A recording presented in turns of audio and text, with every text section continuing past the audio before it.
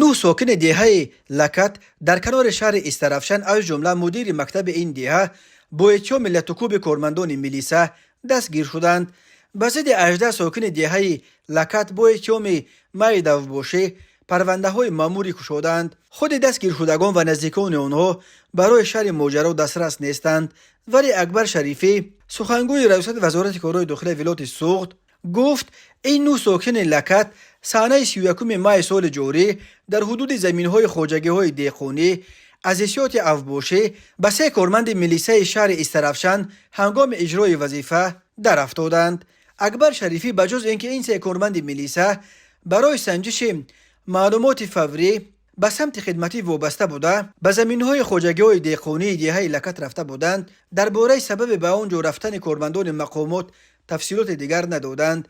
اکبر شریفی گفت گمان بر شونده ها با وجود آنکه کارمندان میلیسا در تن لباس خدمتی داشتند و خود را معرفی کردند و حالت کار یعنی با چه مقصد به اینجا آمدن خود را فهماندند، در راه اجرای وظیفهشان ممانعت ایجاد کردند.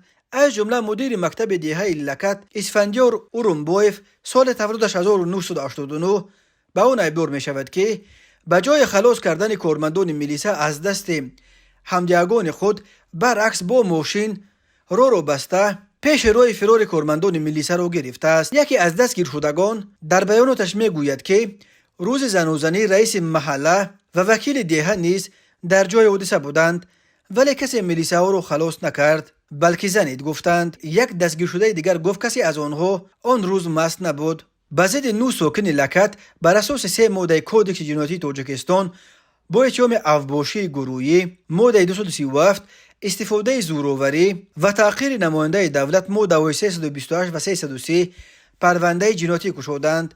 به متهمان که سنشان از 28 تا 63 بوده است بر اساس این بندهای قانون برای اوباشی تا 7 سال زندان و برای لطوکوب کارمندان میلیسا تا 5 سال زندان تهدید میکند. در تاجیکستان موردهای به کارمندان مقامات در افتادن ساکنان خیلی انگشت شمار است و سبب چنین برخورد خشونت‌آمیز ساکنان لکت نسبت به این 3 میلیسا و آن هم با تشویق و پشتیبانی به اصطلاح کلان شونده های دهه ناروشن باقی میماند. مقامات سبب همان روز 31 مای به لکت آمدن کارمندان میلیسا را نیز آشکار نکردند.